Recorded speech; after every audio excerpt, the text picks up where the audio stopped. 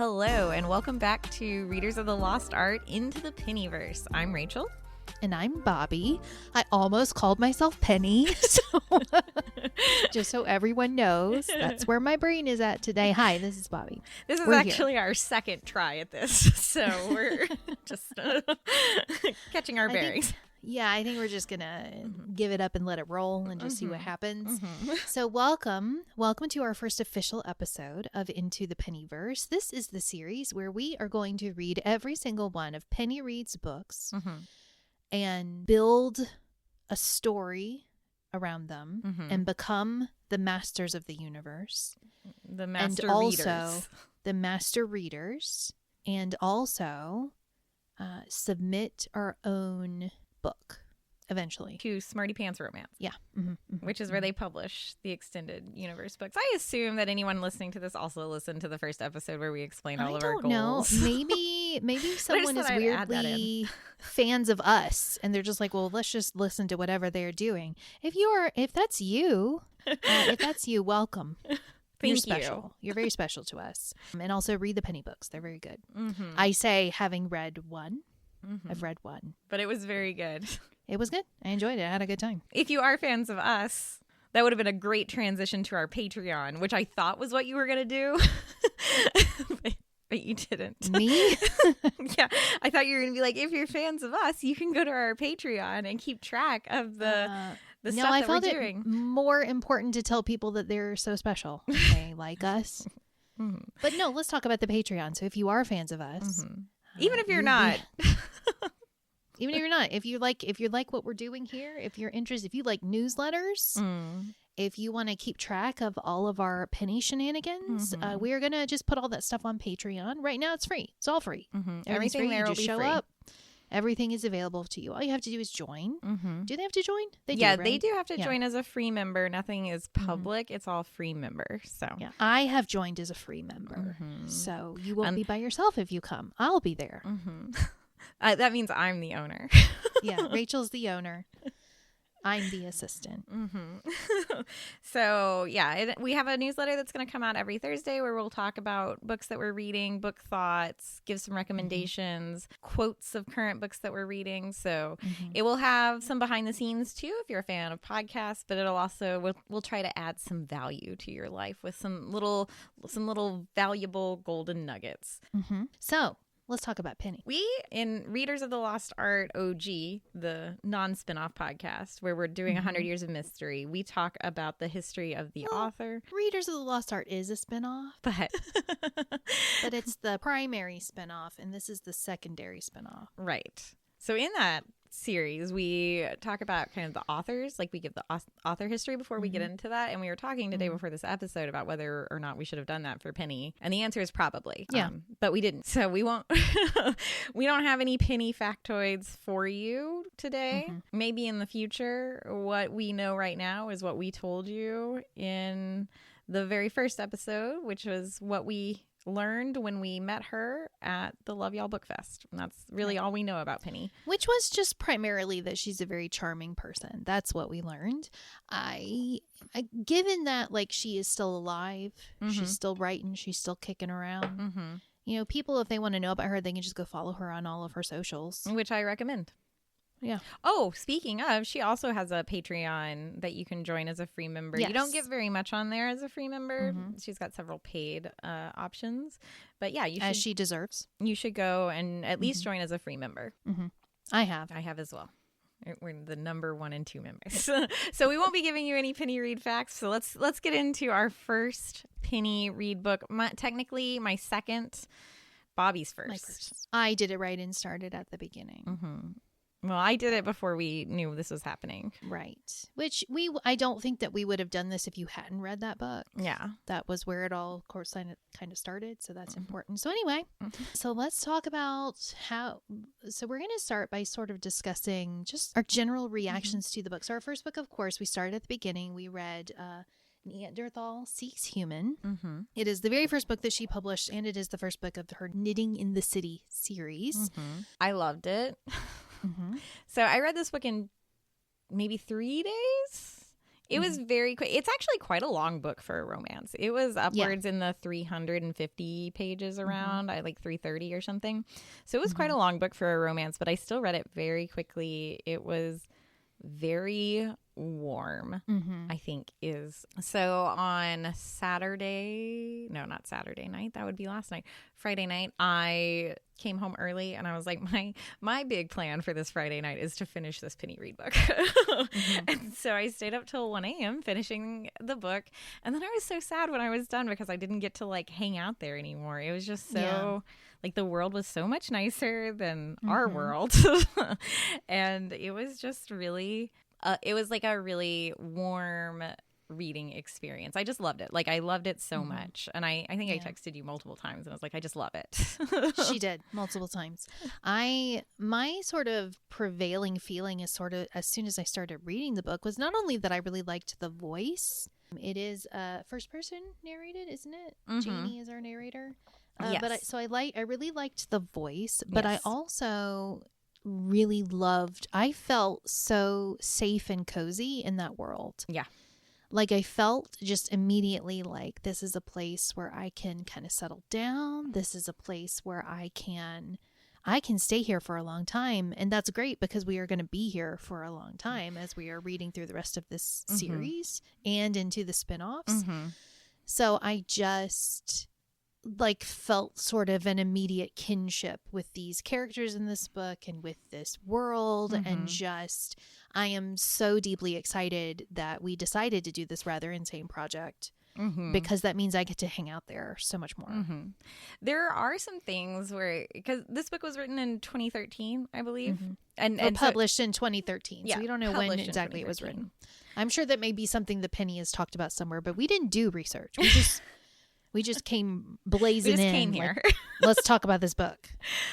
So there is definitely language that is used that feels dated. There's some dated references.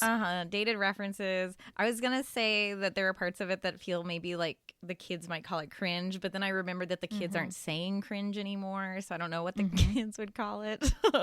But, you know, there are just like parts that feel very 2013. Which I don't think that's necessarily a bad thing. Yeah, I don't either. You know, someday 2013 is going to be a nostalgic era for someone. And if 2013 was your era and you're like, man, I want to go back to the early 2010s, I'd be like, hey, I got a book for you. Yeah. I just think it's good to know that when you come in that like, you know, understand that it was written in 2013. So like, so it doesn't feel like these are people that are living today. And of course they're not, because 2013 was a very different world. That's almost 20 years ago. I don't want to talk about that. What do you mean it's almost 20 years ago? That's almost 15? How many? Almost 15 makes more sense. How many years we're 12. It's been 12 years. Thank you. It's been 12 11 and a half years. to 12 years. Yeah. No one said I was good at math. But yeah, so like 10 years is a long time though. So yeah, a lot has happened. Well, the thing is that history moves really quickly today. It feels like.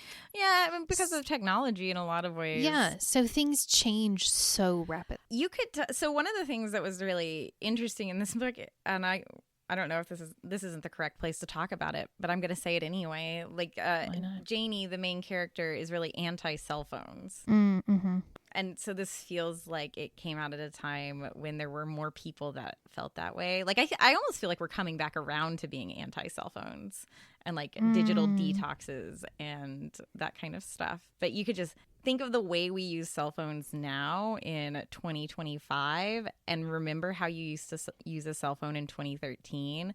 Being anti-cell phone in 2013 feels very different than it would be to be anti-cell phone now. Right. Like back then, I'm trying to think like what even was I doing in 2013? Where was I? What was my life like? But I know that I have constantly complained to people about how I feel like my phone is taking over my life. Yeah. Not my phone, but like social media specifically, which is tied to my phone. Like I'm constantly picking up my phone. I'll be in the middle of doing something enjoyable, something I like, something that is engaging me. But my brain will be like, but what's going on Twitter? And I will find myself scrolling Twitter and I'm like, why am I on Twitter? What's happening? Like I was watching, so Rachel and I are fans of the K-pop boy group ATEEZ. So be prepared for references. So we were up early this morning watching a concert live stream. 3 a.m. early. Yeah, because that's what it's like if you're a K-pop stan in the West, because time zones are crazy. So we're up early to watch this concert that we have paid cash money for. And then we both ostensibly want to see. Yeah, that, I want to see this. And I found myself at a certain point, I was on Twitter and I'm like, why am I on Twitter? Like Hong Joon is just up there. He's up there and he's talking. Why do I care what the people on Twitter are saying right now? So I do think that a lot of this sort of digital detox is coming from, we all were very reliant on our phones during the pandemic because that was it. That was how you communicated with everybody. So I feel like that became so much more what's the word I'm looking for, like took a much more prominent place in our lives and more ubiquitous in our lives. And now we're seeing really negative effects of that because there's everything that you see on the online is bad. Everything is bad and terrible. And it was interesting that Janie's reason for not being on her phone had nothing to do with social media. Right. Like she was that was not a concept she could even fathom. It was that she didn't want people to have access to her 24/7, that she needed to have time where she could just be disconnected from people altogether. And I feel that. Yeah, that's what I was going to say. It's interesting because that is a feeling that I have often, that like, okay, I just want to be unreachable. And for a lot of reasons, that's not really a possibility for me. People need to get in contact with me 24/7. So like I am attached to my phone, and I really empathized with Janie, and I think that is one of the reasons too that made it feel like, oh God, I wish I could be in this world, like in this world where I don't have to have a cell phone. She does end up with a cell phone. I don't know if that's a spoiler, but you can cut it if it is. But she does end up with a doesn't really cell phone. feel like it. That doesn't feel like a really major plot point because she does accept it very reluctantly and never like embraces it. So it doesn't change her character at all. It's just a thing that she has to do for her job. Right. Well, ostensibly for her job. It just is a very it's a different cell phone culture. So hearing someone talk about not wanting to have a cell phone in 2013, it feels very different than now. So I think that's one of the things. There were also references, slang terms that were used that it's well, people don't really say that kind of slang term, and that that's not, that's the nature of the game when you're writing contemporary. We went to some panels where authors were talking about how do you avoid that, and one of the authors was like, I don't want to avoid that. I want my book to be representative of the time that it was written in, and I really respected that. And I do feel like this book is very representative of the time it was written in. I don't understand the mentality of people who don't want to be connected to any certain time period. And I feel this way particularly with music, actually. Whenever somebody says oh, this song sounds very dated, I'm like, what does that even mean? Or nobody's doing tropical house anymore. This was a big thing when ATEEZ first debuted. Again, get used to the references. When ATEEZ first debuted, they had in their B-sides, they had, so in the Alt Zero. Yeah. No, Zero, the 1 to 0. No, All to Zero. In the All to Zero album, all of their B-sides have this very strong tropical flavor to which is thematic. It makes sense when you actually dig into them and you're looking at the music videos and you're looking at the lore and all of that. But people were complaining about it sounding dated very, very quickly because when they came out with it, Tropical House was really on its way out. And I'm like, can we all hold up? If it sounded good in 2016, why does that mean that it doesn't sound good anymore? Right. Music isn't something that you use up and throw away. It's something that you continue to enjoy over and over and over again. And I guess I can understand if every single song that came out between 2015 and 2018 was Tropical House and everybody's tired of it, but that's not the case and never is the case and never will be the case. It's like the fast fashionication of literature, of music. We need the next thing, and anything that is a reference to the old thing is bad and gross and time to be thrown away. But like that's fast fashion is like ruining the environment. And I think it creates a lot of problems in other art too. Like we see that with the TikTok trends in our music, and we've talked about it in reference, or at least some authors are talking about it in relation to like book talk, like what's hot on book talk, and like chasing these trends. It's much harder for publishing to even do that though, because publishing moves so slowly. Traditional publishing does. So if you're trying to, I would say that the TikTokification or fast fashioning of books leads to things like authors trying to resort to AI and stuff like that. So, which we don't like. We don't like. So those are my feelings. I mean, kind of circling back to Penny, but that is another kind of feeling that I had with this book, is that it felt not old fashioned. Yeah. But traditional in a way, like in its structure, I don't know, something about it just felt familiar and cozy to me. So like not just the world, but in the way that the story is told, in the way that the main characters kind of interact with each other, it felt, I don't know that traditional is the right word, but classic. Yeah, classic is the word I was thinking of. It feels like it comes from that, like, yeah, it almost feels like a rom-com, like, you know, the age of classic rom-coms.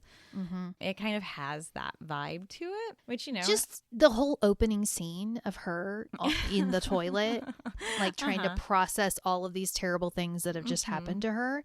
It does feel like this is somebody who has watched When Harry Met Sally like 27 times, you know? Well, let's talk about the premise, I guess, or the conflict between our two main characters. Janie is our female lead, our protagonist. She is our point of view character. It is not dual POV. We're only getting the story from Janie until the end. There's a little snippet, a little cookie epilogue of Quinn. Quinn is our male hero. And that's all I've got. So I'm going to let you take it away.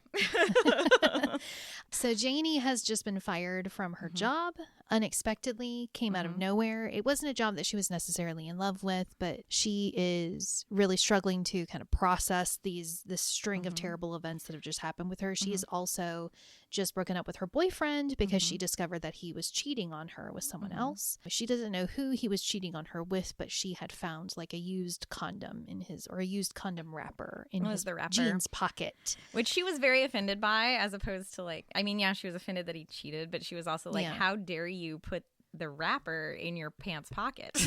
Like, that's why would you do that? Yeah, the way Janie interacts with the world is very interesting. She is very intellectual and very much a logic over feelings type of person. She talks about when she's trying to process her feelings, she doesn't process them. She packages them up and puts them in a box in her like mind closet and tucks it away to deal with it later or not to deal with it at all.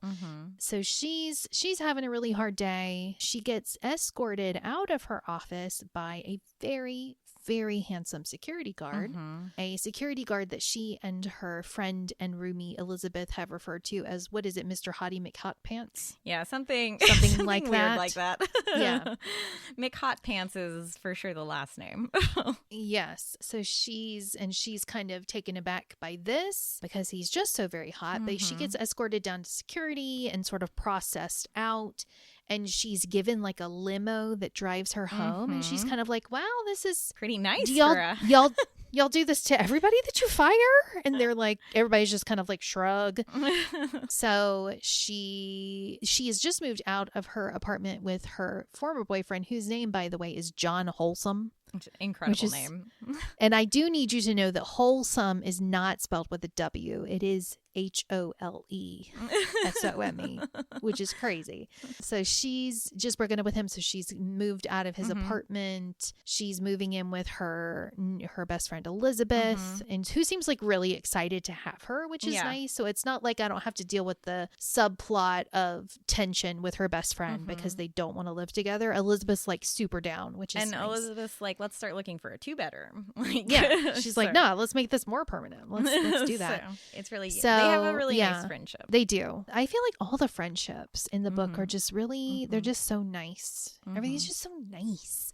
So her friend Elizabeth is part of a knitting group. Yes. Janie herself doesn't knit, but she likes to go to the meetings and meet with all of these women who are, young, like 20 and 30 somethings, young professionals. There's one stay-at-home mom, and they're all just knitting, and they're chatting and, drinking like rosé and that sort of thing. So, and there's like 7 of them. It's hard to, there are a lot of them, but honestly, they don't really make a huge impression in this book, except for Elizabeth. Like the rest are just kind of names that kind of flash by, but it still feels nice. Like, I'm not saying they're underdeveloped, but you know.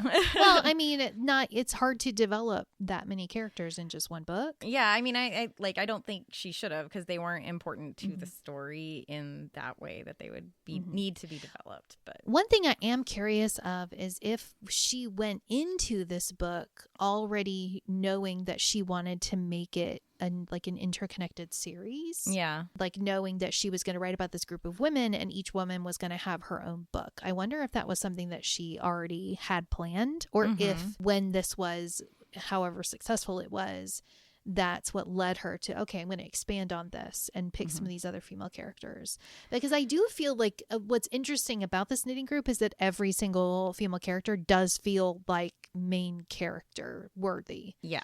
In the way that she describes them, and every single one of them has an interesting job. It's like nobody's just like a receptionist. They're all like doctors. There are a lot of medical people. There are like 3 different, there's a psychiatrist, then there's an emergency doctor, and then one other kind of doctor. Yeah, I feel like in the back of my book there was like a note about the author that said that Penny Reid used to do like biomedical research. Oh, okay. So she might have some sort of familiarity with that vibe. Yeah. But it also makes sense because these would be women who work in the same hospital, so they would know each other. And so that's how they would make this knitting group, instead of, I'm going to just make up 6 completely random women and not explain how on earth they ever got to know each other. Right. But I do, because just the way that she describes certain characters in this book has made me like pick out ones that I'm like, okay, I think I'm going to see this one again. Carlos, I think Carlos is coming back. I know all the knitting ladies are coming back. You've already spoiled that Dan is coming back. Although Penny also spoiled that. Yeah, so it's I not mean, your I fault. don't feel like that's a spoiler. It's like the back of the book energy. Yeah. The knitting group is not super relevant to the plot, but one of the things about the knitting group is that like during this time period, specifically in romance, I do think it was very common to have, like it was very on trend to have these interconnected romance stories. Like romance authors would pick a family and then write the romance for each member of that family. Like that was very, very common. And it has fallen out. So it's like less common now. They still do it, but it was like if you had a romance, you had a series of people that were all introduced in that first book, and you went through a romance for each of them. So that was like very... See, but that's so charming. And I know, it's I love also it. A shortcut, because once you establish a world, you get to keep that world forever. Yeah. You don't have to keep reinventing a world. I mean, that's what the Bridgerton series is. Yeah, okay. So I was thinking, I'm thinking of an example, but I don't know what the example is. So I'm all for. We need to bring that back. Hey, authors out there, bring it back. It's not the authors. I've got some inside baseball knowledge on that. It is not the authors that don't want to do this. It's always the publishers. It's always the publishers, and publishers. Y'all, can we just skip them? Skip them. Let's shut them all down. Shut them down, and let's just do it ourselves. Skip Amazon too, please. Even though I know that's unrealistic, but like if you can, what if you don't? Or if you are going to get books on Amazon, I think do the Kindle Unlimited to support the indie authors who are publishing there, and anything else, get it somewhere else. Yeah. Anyway, there's our anti-capitalist rant for now. Gotta have one of those in each episode. They gotta be. That's like an Easter egg. You gotta find it. You know how in Psych they have a pineapple in each episode? Yes. This can be our pineapple. Capitalism is our pineapple. We're putting that on a sticker. She goes and she's the knitting group. She's like having downloading everything to the knitting group. Elizabeth is like, hey, let's go out. So about a week and a half later, Elizabeth takes Janie out to this absolutely insane bar. Like Club Outrageous, thing. I believe it's called. Sounds like the most horrific thing you could possibly make me do is to go to a club like this. But like, real quick, I have a question. Yeah. Did this book make you want to go to Chicago? It's a little bit, yeah. Yeah, me too. Especially the way she described it as like, it's not as trendy as LA, and it's not as like, I don't know what she called New York in whatever, but she called it like the middle sister of New York and LA, and I was like, I want to go to Chicago now, and I've never been to Chicago, and I've never had like a true desire to visit. I mean, I would go if the opportunity presented itself, but I'd never been like, ooh, I gotta hit Chicago. But now I'm like, ooh, I gotta hit Chicago. I've been there once, and it was very, very briefly, so I don't remember much about it. We did go to the pier, and that's all I really remember, and we were there kind of late, so there wasn't much going on. So yeah, can't offer any insight into anything, so I don't even know why I brought it up. Well, if Club Outrageous or a place like Club Outrageous really exists in Chicago, I'd love to know. I love a themed bar, so I was really into this. I'm fine with a themed bar. It's the people dancing in the cages, and it sounds like it's women in like latex suits that are supposed to make them look naked, but they're not really naked, appearing to like fornicate with monkeys. I'm like, is this what you're describing to me right now, Penny? Because that sounds completely insane. And to her credit, Janie is also like, what the heck is going on? I'm like, same, Janie. So anyway, so Janie goes out to the bar. I'm not going to tell the entire story, I promise. I know that you're like, she's getting into like imitation mode, and that's a deep cut for people who follow on Teeny. But I am not doing the whole thing. But anyway, so she goes to this place, and she meets up with handsome security man whose name is Quinn, because he's also working security for this venue. And Elizabeth has to go. There's a medical emergency. She is a doctor, by the way. And Janie is like trying to embrace her she wants to be a new woman. And so Quinn tries to like put her in a taxi and send her home. And she's like, I'm going back to the bar. And so she goes back to the bar and ends up waking up completely blacked out like the next morning at Quinn's house. And she's like, huh? What happened? Turns out that she had been drugged, and he rescued her and took her home like a true gentleman, made sure she was taken care of. And then from there, it sort of starts this weird romance where Janie cannot comprehend that this man truly likes her. And she's like, but I'm so weird. He doesn't like me. He couldn't possibly be into me like that. I mean, that's the main source of the conflict, is her not believing that she is attractive. And then from his side, we do have this, he's not really a person who dates people, like in the past has not had serious relationships, so doesn't have like a lot of practice with it. And also not terribly great at communication. I don't think that I would give him gold star for communication. No, I agree, though he is exactly my type. Unfortunately for me. He's like sitting there not telling the full truth, and I was like, yeah, I'd be into that. That's right, withhold that truth. That's your truth. That's not my truth. So the lack of communication and her kind of self-confidence issues. I don't know. It's not really framed as self-confidence, but I think that is what it would boil down to. Well, because we're getting it all from her perspective, and to her, it's perfectly logical that he would not be into her. And she's like, it's not about self-confidence. It's about self-awareness. I know who and what I am. And everyone's like, no, you don't. What are you talking about? So that's basically it. There's it kind of just keeps going back and forth from there, where like they're sort of dating, but Janie doesn't accept that they're dating. Right. And then she tries to like put the brakes on, or then something happens and she kind of gets her feelings hurt, but she's like, I don't understand why my feelings are hurt, because what's going on? And yeah, I suppose there's also like a secondary conflict in her that might even be the main conflict, but it's not one that presents presents itself immediately is that she has some trust issues. She's afraid to rely on other people. She wants to be very self-reliant. She does not want to depend on other people, and she doesn't want to be in a position where someone else can let her down. Which I totally get. I'm like, that's like literally me. When she talks about, there's a part where she's waiting for him to come and get her. After, it's like right after they've had kind of like a big breakthrough where she finally is accepting that, oh, okay, he does like me. And she's waiting for him, and he doesn't show and doesn't call. Am I getting this confused with a different book? I feel like I'm actually getting this confused. I feel like you are, because I do not remember this scene. I am. You know what I'm thinking of? I'm thinking of Funny Story. Because it's the same thing where she also has trust issues and also doesn't want to rely on other people. Yeah. And there's the thing in sorry. That's a whole different book. So sorry. I was like, no, he's very reliable. He is very reliable. I'm thinking of Miles. That's what I'm thinking. She's not reliable. Yes. Like in this book, she's the one who's not reliable. They'll like make plans, and then he follows through, and she's like, No. What is it like after their first like night together, and she gets on a plane and flies away? Yeah. We're trying not to get into too many spoilers because we do want you to read this book. Right. Because we think it's really good. But I do feel like, I feel like in a romance, you know they're going to get together. You know there's going to be a first night. You know that, like, that's the whole purpose of the romance is the stability, that we can trust that things are going to end happily.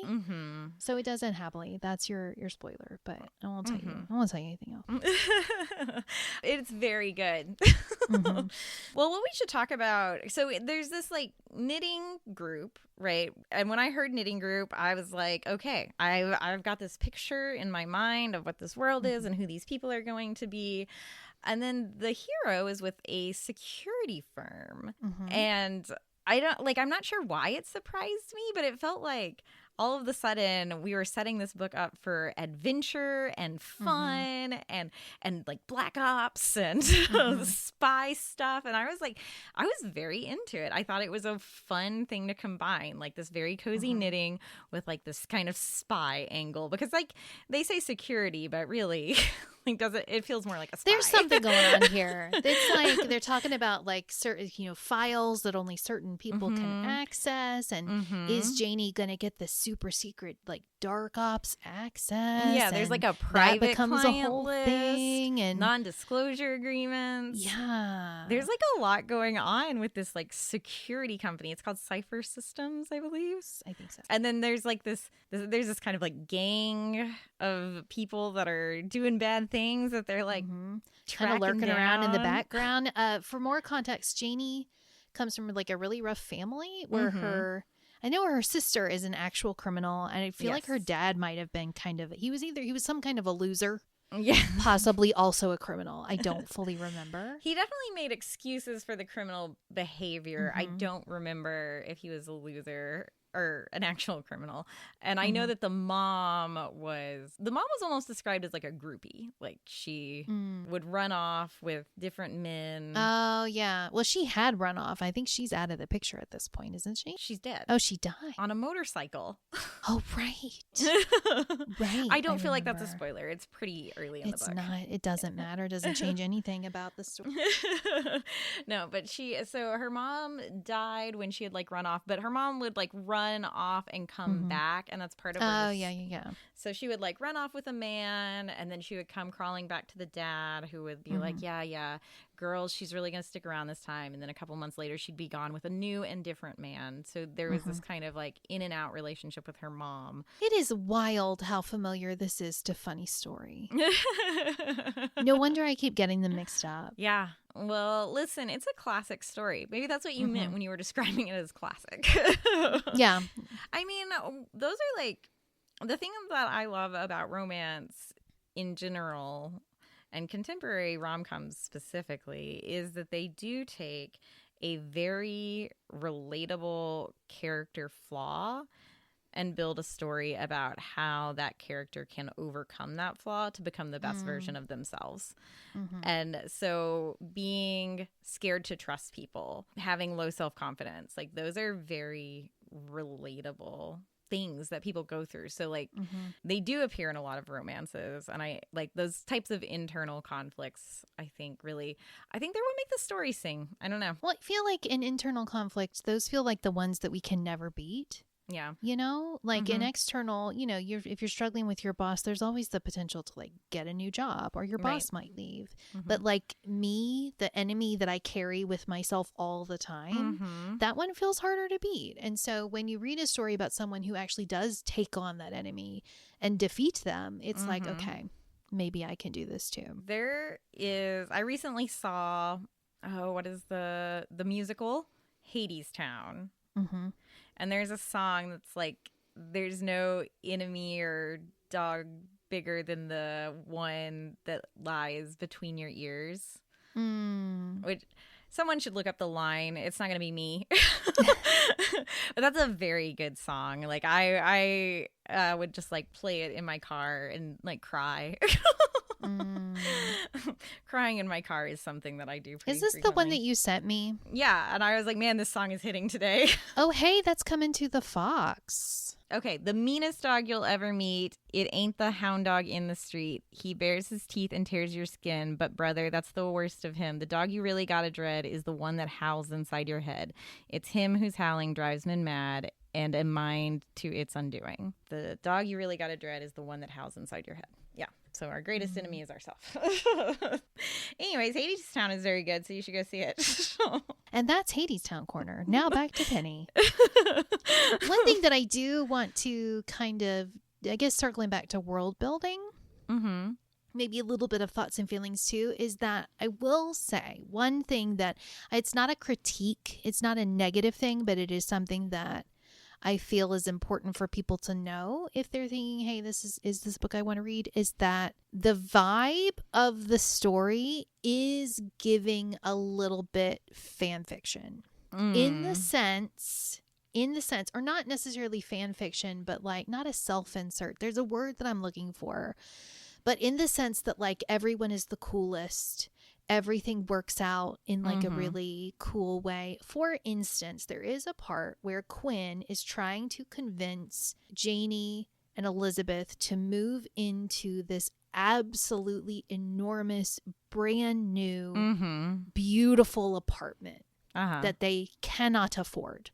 Like it's going to be like twice as much rent for them from the place that Elizabeth is currently renting. And I'm like, I don't feel like, I mean, this is 2013 though. So I'm thinking with my 2025 real estate brain, which has been paying attention to the real estate.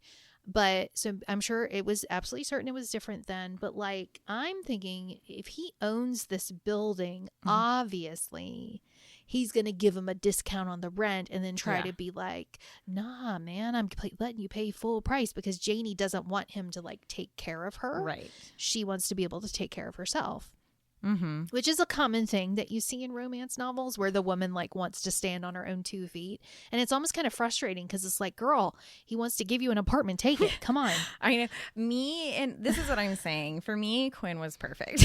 Like, you're going to give me a 2-bedroom apartment for like a really good price in this beautiful building.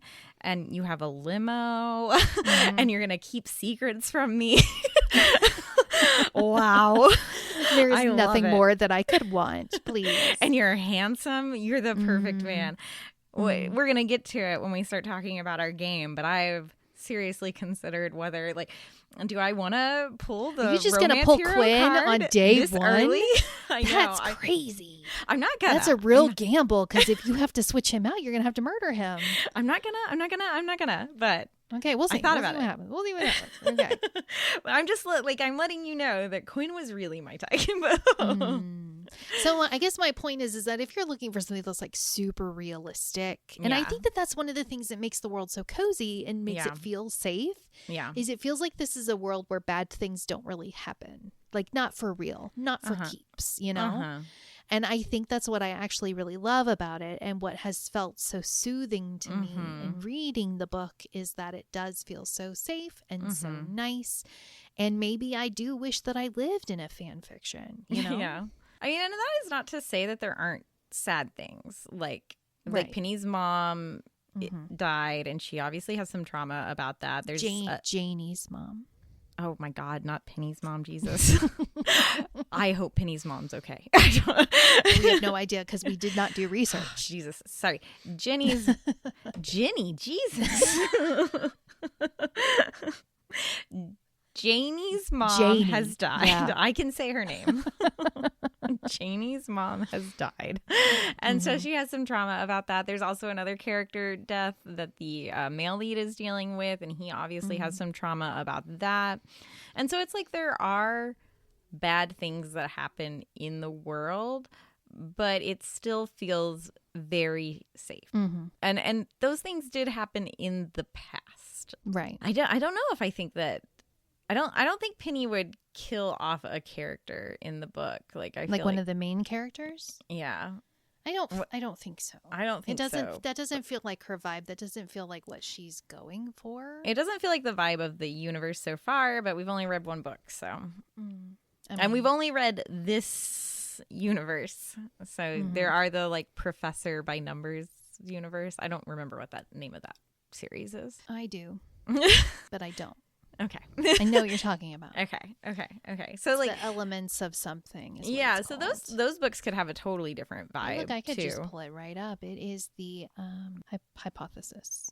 That sounds familiar. No, it's like a set of 3 things. Anyway, we'll get to it. You know what? We'll find out when we get there. Let's just.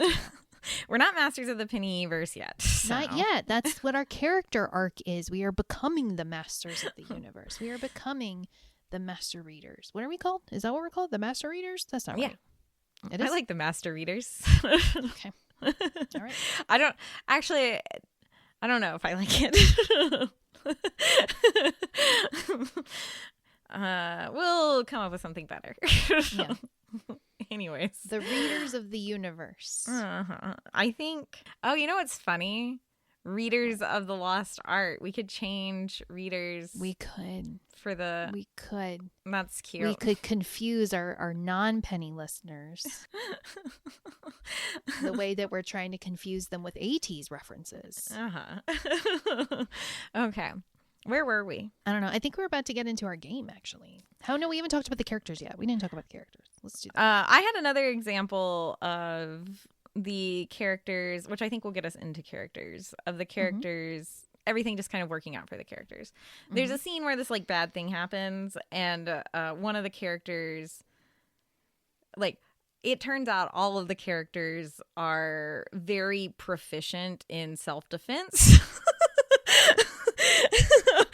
Unexpectedly, you know, like real skills. These girls are bringing real skills to this table. Yeah. Does someone get stabbed with a knitting needle? I don't know. That's a spoiler. A tequila bottle knocks some people out. Yeah. By like a girl with like, who is described as having hair like a shampoo commercial. And so, you know, that's all just like very charming, and it makes you feel like, oh wow, this is really soothing to my soul that this is happening. So that, I think, can lead us into characters. Right. So we talked about Janie and Quinn quite a bit. Yeah, we did talk about Janie and Quinn. And then there's all of the side characters that are kind of in the knitting club. There's several ladies who are in the knitting club. But honestly, they don't have like a huge impact on this story. So we're going to save them until they're more involved in the story. There's also some people at Cypher Security who don't have a huge impact on this story, so we won't mention them. We're just going to talk about the ones that are very critical to this story. Right. And I want to go in strong. I want to talk about John. Let's talk about John, because John needs to be talked about, because first of all, why is he like that? John is horrible. The thing about John is her annoying. Ex-boyfriend. Yes. He's the one who cheated on her. Yes. And then acted like a big old baby about it. He was very upset that she would dare break up with him for cheating on her. Like he couldn't get it. Like, what do you mean? Why would you do that? It was just a mistake. And then he's like so desperate to stay in her life. Yeah. That's the thing that really bothered me, that he's like, no, let's go out. And she talks about, oh yeah, we're going out like once a week. What do you mean? That means that you're dating. Janie, please. So yeah, that's what Quinn says. Yeah. Get it together, girl. Yeah, like, what are you doing? And he is just the most annoying, just lurking in the background all the time and like calling, and he's so I don't like him. I mean, I think the thing that's really upsetting about John is, like, I know this guy. This guy exists. This is your very classic nice guy. Like the most classic definition of a nice guy. He's pretending like he's not even, I don't even know if he's pretending, but he's like saying all these things about how he wants to help her. He wants to be good. He wants to do this for her. He wants to take care of her. He just wants to love her.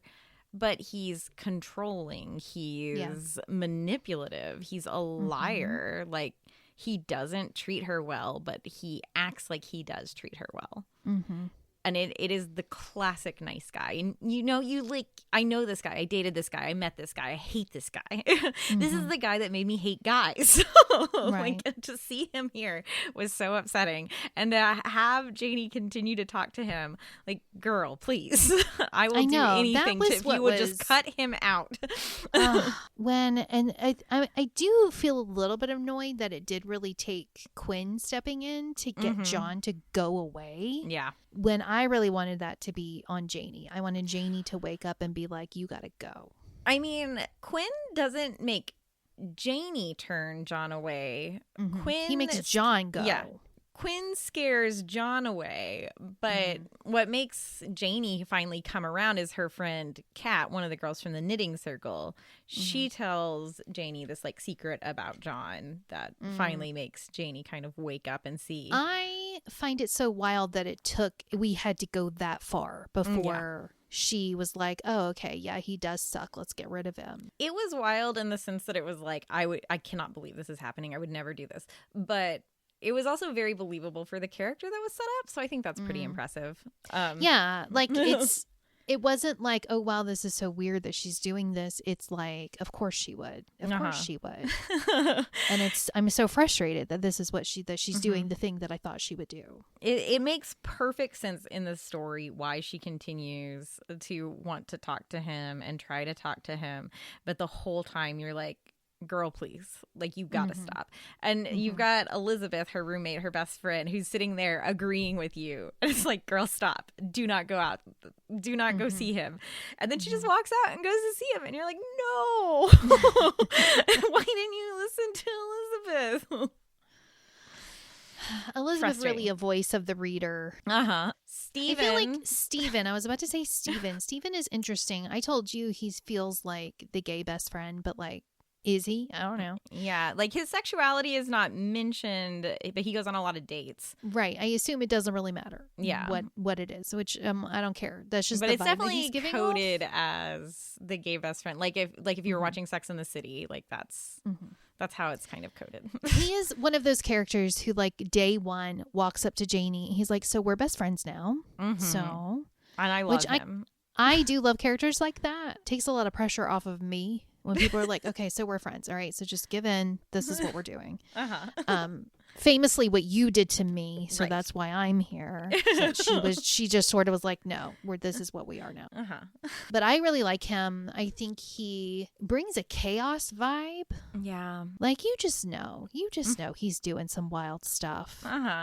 There's a beautiful scene where he talks about him like going on in a car trip with Quinn. And he's like, he just gave me the death stare for the full 20 minutes. And Janie's like thinking about Steven telling some of the stories that he tells to Quinn. And I just think it's so good. He brings a lot of personality to Cypher Security. He does. And I feel like there are a lot of characters in Cypher Security. Notably, there's sort of a villain character in there who's trying to cause some problems. Her name is Olivia, and I hate her. Her name is Olivia. Yeah. I couldn't quite figure out her deal at first. I thought it was interesting because I was picturing someone like much older. which is incorrect. Or maybe I was thinking of a different character. Well, Betty is much older. Is she the one that goes on with them like to Vegas? No. Or is that Olivia? That is Olivia. Okay. Betty is the one she gets lunch for occasionally. Oh, yeah. She's the older one that like does have her life together. And Olivia is the one who's like occasionally, Janie says, not as efficient as she would like her to be. And so she's thinking, I'm going to make some notes for her to help her become more efficient in like the most innocent way, because, you know, to her, that would be great if someone told her how to fix her efficiency. But Olivia is very nosy and obviously wants Quinn's attention. And so she tries to cause some problems. Olivia sucks. Olivia is one of those characters that is, I think this is also very of the 2013s, I feel like the mean girl who's jealous of other girls and puts down other girls to make herself feel better. Like, she definitely is insulting to Janie's face, like tells Janie she's like weird and ugly looking, like, you know, feeding directly into what Janie already thinks about herself. Right. So, you know, and that type of girl always does, right? Like, they can see exactly what you dislike about yourself and then make sure that it's they like really they poke have at like it. a radar for things. Like, she tells early in the book, she tells Janie like, oh, well, you're obviously not Quinn's type. And Janie just believes her because Janie also believes that she is not Quinn's type. Right. So that sort of shakes her, you know, because she's in that phase where she's trying to debate, like, okay, is he into me or is he not into me? Like, he did like take me on this whole thing, but maybe that was just for work. And it's like, Janie, please. He's not doing this for anybody else. Oh my goodness. There was this weird thing. So another character at Cypher Security is Carlos. Because Janie ends up working at Cypher Security, we do get a lot of the Cypher Security characters here in this book. There's a guy named Carlos who how is he described? Like the most handsome man. Elizabeth apparently describes him as like a brown sugar hottie. Oh, which is weird. He is. I know. I'm like, oh, I don't like that. I don't like it. But he's described as having warm olive skin. I think that he is supposed to be some type of Hispanic. Yeah. Possibly like Mediterranean. And he's supposed to be like beautiful. Right. And he's got dimples. She does specify that he's got dimples. And he's got dark hair and warm brown eyes, I believe, which is why I think he's going to be back. I think he's going to be back in a later book, because I don't know why you would make someone that handsome and then not let him hook up with one of your female main characters. Well, there was a weird part in the book where, I mean, I guess it's not weird, but they kind of talk about how everyone at Cypher Security was hired by Quinn himself. And except for Olivia, the one who's not very good at her job, and she was hired by Carlos. So I have a lot of questions about that. Like why did Carlos hire this one person who's not good at her job? Like, why isn't Carlos better at picking out people? What's going on, Carlos? Were you blinded by her beauty? Here's my thinking is that Carlos is nice. I think Carlos is very nice. And so my interpretation was that it's not that Olivia is bad at her job. It's just, and also the book says, Janie says that she pretends in front of Carlos like she's doing a lot more. Like she acts busy and efficient when Carlos is around. So Carlos is just bad at telling that she's being fake, I think, is his main crime. So she's sneaky. I think that she's very sneaky, according to Janie's human rubric, human quadrant. Her human quadrant. Let me just yawn directly in the middle of the sentence. So I think Carlos is the nice one, and Quinn is the mean one. Okay. I suppose that makes sense. And that's why everybody, like when Janie first gets there, she thinks she's there for an interview. Everybody else thinks that she's there for her first day. And she's like, no, but you haven't interviewed me yet. How do you know that I would fit this role? And Carlos is like, well, yeah, I guess. I can interview you. And the other people are like, but wait, Mr. Quinn, Mr. What's his name? Whatever Mr. Sullivan. Mr. Sullivan. You were recommended by Mr. Sullivan. So like, of course you would be we would hire you. And Janie's like, what's going on? So the amount of time it takes her to catch on to him being the boss is pretty incredible. That really borders on. Well, she does say, like, she doesn't pay attention. And that's like one of her things. Like, people say you are bad at reading people. Like, she's great at things. She's great at memorizing information. Yeah. But she's very bad at understanding people. Right. Even Quinn himself is like, you don't notice the obvious. Yeah. Because it's pretty clear. Yeah. Mm-hmm. Like pretty early on. Like, I don't even consider that a spoiler because it's so clear. I know. On. It's like, so like signposted. Didn't we all knew this, right? Like from day one. So I think those are the big characters that come out in this story. Mm-hmm. Jamie, Quinn, John, Stephen, Olivia, and Carlos, and Elizabeth. Mm-hmm. Mm-hmm. We didn't really talk about Elizabeth. Well, we said she was cool and hated John. I mean, she's got big best friend energy. She's a doctor. She's really pushing Janie to pursue Quinn and very supportive. Obviously loves Janie. Yeah. And like, what else do you want in a best friend? She is going to be the main character of the next book that we read. So we will see more from Elizabeth soon. I wouldn't say she's given a ton to do in this book other than be like the kind of reader stand-in of like things you want to say to Janie. Like, Janie, please. Yeah, she's great though. I really loved her. I do. One thing I'm interested in sort of tracking is once we get to know these characters, if I come back to this book and like read her in this book, is she still going to make sense? Like, if I read her with this new context of having read the second book, does that kind of change the interpretation? Does she match characters the way that she, like, you know what I mean? I mean, I have only a little bit of insight on that because I read book 5. So I read Marie's book, and Marie is in this just like a little bit. Like, she's barely, she's just kind of here. And I could see, like, I was like, okay, yeah. But we just didn't get enough of her from this book. So I think maybe it would be a question I'll need to come back to when we get more. Yeah, when we're done with the Knitting in the Series book, Knitting in the City series, we should. Okay, let's talk about character development. Okay. Tracking characters. All right. So speaking of characters, I think the time has come. So we mentioned at the beginning of the episode that we are playing sort of a character rom-com deck builder game in which we are going to kind of write a fan fiction type of thing. With ourselves. Yes. And we introduced those stories last episode. So if you are interested in details about our stories, I do recommend you go back to that episode because I don't think we're going to take the time to really talk about it now. No.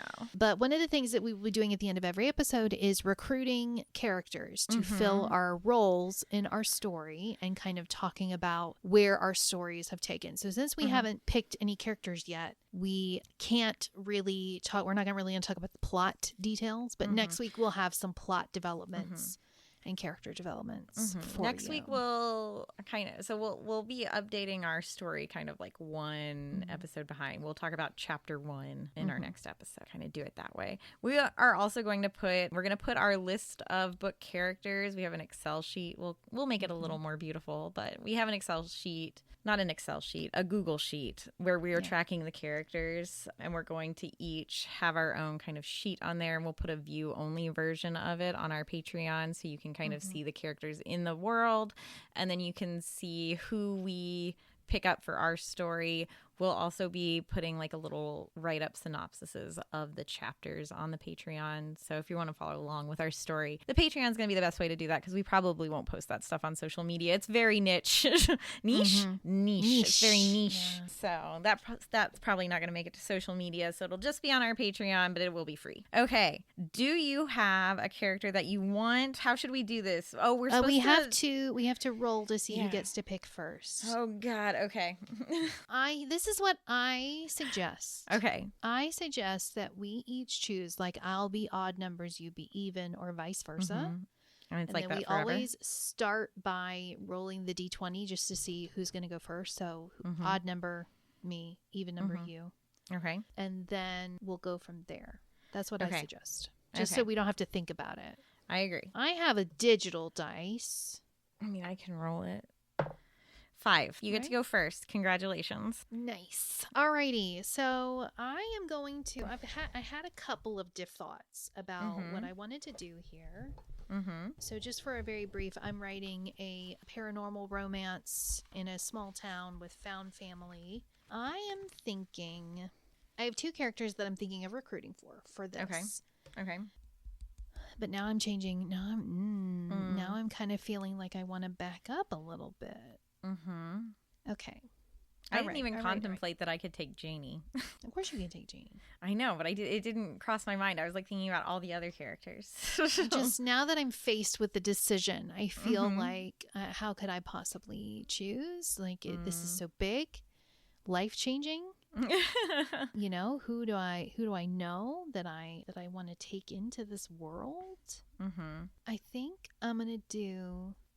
what I'm going to do is I'm going to do something a little bit crazy. Okay. And I am going to recruit Olivia. I was considering Olivia. She's going to be my perfect sibling.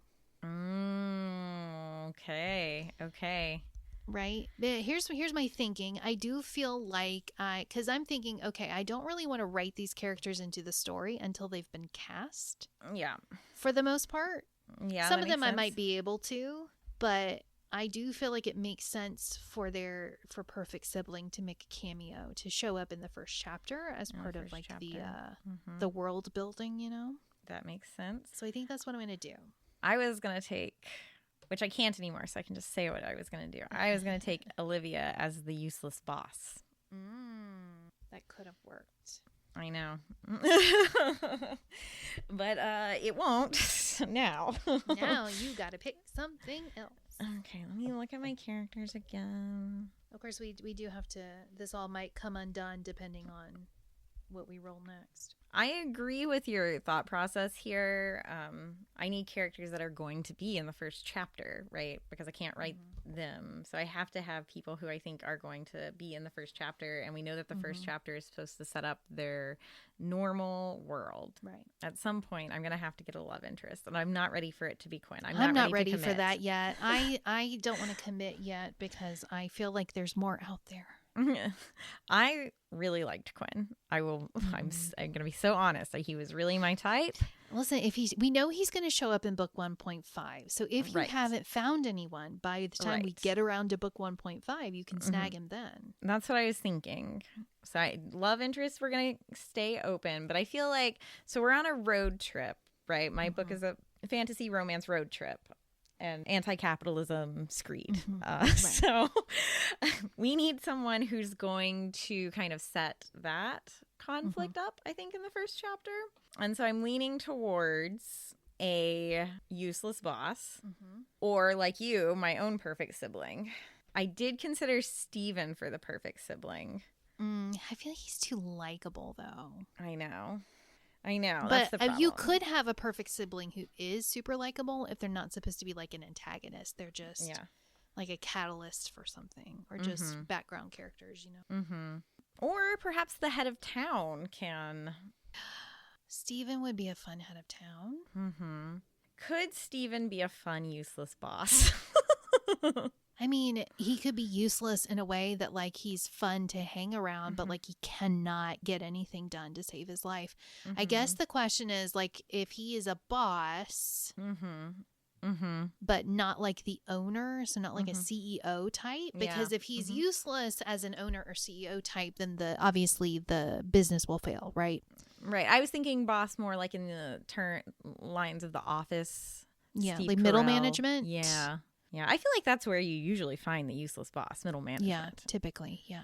Okay, I think let me cross Olivia off my list. She can't come with me. I could do the toxic ex. There's a great one here. Yeah. I really put a lot of hopes and dreams on Olivia. I really wasn't expecting conflict this early in the game. But you realize we got our next step, which is where you could potentially steal her from me. Okay. I'm going to take Steven. I just have to decide where I want to cast him. I don't feel like I know enough about Carlos. Jamie's not going to help me here. Maybe Steven is my wise mentor. Interesting. I'm casting Steven as my wise mentor. Interesting. That would be interesting because it's not somebody that you typically think of as being wise because he is so fun. Mm-hmm. But, he could work. It reminds me of The Outsiders because 2-Bit is the funny guy, likable one, but Pony describes him as being the wisest in the group. I was thinking about that YouTube TED Talk that I sent you the other day of Patty Gonia. I actually don't know if I sent you the TED Talk, but I did link to it. It doesn't sound familiar, but sometimes you send me things and I don't have time to get them to them right away. And then we have like several conversations and it's lost forever. Well, Patty Gonia is a drag queen. And they were talking about how important joy is. And they're like an environmental activist. And so, I think they kind of give that wise mentor vibe. And so I think, I feel like Steven can give me a similar energy of like a wise mentor who understands how to have fun, like how to work hard and get the job done, but also to have fun so that the job isn't torture. So thank you, Steven, for your service to me.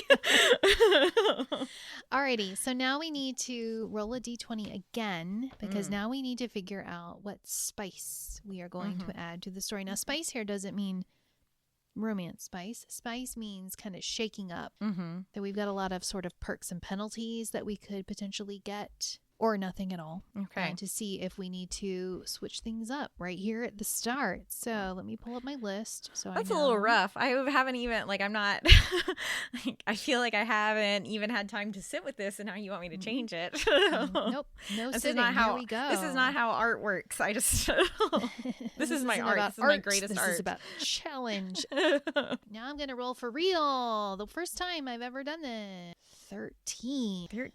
Reincarnation. Something absolutely useless to us at this point in the game. Reincarnation means I could revive a character that has been killed off in the game, but we've killed no one. So here we are. This is why I think we're supposed to roll before we pick. Going forward, we'll remember that. We'll do that next time. It doesn't matter for this time anyway, but that's really sad that you got reincarnation on this one. You'll probably never get it again. I probably never will. Oh, guess what I got? What? 13? 3. No.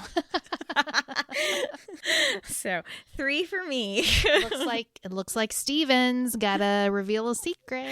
All right, well, this is great. So 3 is cats out of the bag, reveal a secret. So Steven is gonna have to reveal a big secret that's gonna get this plot going. Get this road trip on the road perfectly. Nice. All right, wise mentor, tell me about the destruction of resources. Okay. All right, so now we've got some work to do, but in the meantime, let's tell everyone what we've been reading so we can then go do our works. Next week, we will be back with Knitting in the City Part 2 or Episode 2 or Chapter 2 or whatever it's called. Oh, I forgot what it's called. Bobby said next week, but that's not true. Next time. Next week, we'll be back with Trent's last case. Yeah, 2 weeks from now, we'll be back with Trent's last case. We know what we're doing, I promise. And we know exactly when we post episodes. Yes, we do. There have been 0 mistakes about posting of episodes. No one's ever made a mistake. Okay, so we will be back in 2 weeks with Trent's last case, and then in 4 weeks with, what is it called? Again? Friends Without Benefits, I believe. Friends Without Benefits. Elizabeth's story, which I'm very excited about. I'm ready to get back into this world so that it can fix me. I don't think Trent's last case is going to fix me. We have not read Trent's last case yet. I read a couple chapters. So we cannot give you a recommendation for whether or not you should read it, but we will do like we did last time and post a video, post a reel on Instagram, letting you know if it's worth your time. Right. So what are you reading these days? Well, I finished Penny's first book, The Neanderthal Seeking Human, 2 days ago. So haven't had a huge amount of time to pick up a new book, but I started listening to an audiobook, a nonfiction audiobook, when I was driving, and it's called High Conflict. It is about conflict. It's about when conflict is destructive versus when it's good, and how we can turn destructive conflict into positive conflict, because conflict is necessary. Conflict is necessary for change. And it is about how do we take these high conflicts and turn them into positive conflicts so that we can move forward. So far, it's very good. It was recommended in an anti-capitalism video that I watched. I'm in a real mood these days. Yeah. So hard it was not in to this. be. I think it was Hank Green who recommended it and said that he recommends that everyone read it, and it is very good. I'm really enjoying it. I was listening to it on audiobook because I had some road trips that I had to go on this week, so it was a way to listen to read while I was in the car with my family. But I think the writing is very engaging, and it's read by the author. So I think it would be very good if I was just reading it too. So it's really good so far. I'm really recommending it. I last night started. Oh gosh, I'm gonna have to look it up to figure out what it's called. I tried to remember it because it is such a fun and silly title. I was like, I can remember this. I'll be able to remember it. But turns out, the Crime Brûlée Bake Off. Oh dear, is this part of that? Is this part of that series that you were reading? That turned into like a Hallmark thing? No, this is not part of the Hannah Swensen mysteries. Okay. This is a different type of baking mysteries, which I guess is a whole genre that I didn't know about. So. So Love this a subgenre. It's a teacher who wants to be a baker, and they're like waiting to see if they get into basically the equivalent of the Great British Bake Off, and there will be a mystery that unfolds there. I'm only in the first chapter, but I'm excited. There's also supposed to be a romance in it, so I'm excited for a baking romance mystery. Nice.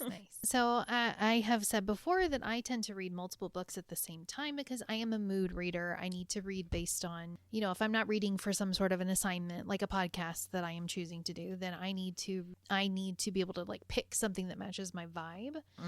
So I'm reading 5 books right now. Book number 1 is what I've been reading for a long time, Legendary by Stephanie Garber, and I said I wasn't going to talk about it anymore, so I will not talk about it anymore. I'm still going with that one. I'm also reading The Library of Shadows by Rachel Moore. Oh, yeah. So this is an author who was at Love Y'all. And so I did buy this book at the Love Y'all Book Fest, and so I've just started that one. So far I don't know Reid. I have nothing. It's YA, and I've been having a little bit of beef with YA recently, and it does kind of feel like I'm going to have some of the same beef with this that I've been having with YA recently, but we're going to see how it goes first. I am, of course, reading Trent's Last Case as well. I am reading How Fascism Works by Jason Stanley. Eye-opening. I'm a couple chapters into that, and Lord, help us. Rachel Maddow had a very good podcast about fascism, which I also recommend just as a aside. Also not a fan of fascism. Yes, just make that clear. If you are, this is not the podcast for you. And then finally, I'm reading Emily Wilde's Compendium of Lost Tales by Heather Fawcett. This is the 3rd book in a series. This is a very charming, it's written in a first-person journal style, a main character who is very clinical and scientific and is scientifically tracking these, fairy, fae realms. So it's this blend of science and fantasy that's very, very interesting. And it'll have footnotes at the bottom of the pages that are referencing other authors' studies and stuff. So it's a very deep, well-researched, well-written world. That's interesting. But her old academic rival turns out to be a Fae Lord, a king, a prince of Fae, and they do fall in love. And it is very charming and sweet. And we are at where we are at the beginning of the Compendium of Lost Tales is we are headed into the Fae realm. And that's where we are. That's all I got. I only read the first few pages, but I have started it. And I'm very excited to read something that has a little brain behind it. Because the last book I finished did not. It was not Penny, by the way. It was not Penny. I finished Penny a couple weeks ago, which is why I was less familiar with what happened in the story. Right. I finished it yesterday, so. I would never disparage Penny like that. Not me. Not me, not us, not on this podcast. No, sorry. Don't come here for that if that's what you're looking for. So I guess we should thank Penny Reid for her good work. Yes, always. I feel like there should be like a thanks, Penny, at the end of every single podcast. Right. This podcast is brought to you by Penny Reid. Thank you. Yeah. Not on purpose. We're not associated with her. She is not responsible for anything that we have said or will say. No. Just she can disclaim us. I mean, it would be a little hurtful, but yeah, it's fine. I'll do it for her. Penny does not claim us at all, so just be aware of that. Yeah, but we thank her for her work. Yes, we do. Thank you, Penny. We'll see you next time. Yeah, I think we nailed that again. Thank you for joining us today. If you enjoy, please subscribe to the podcast and also leave us a review. If you have any questions for us, you can email us at readersoftheLostArtPod@gmail.com.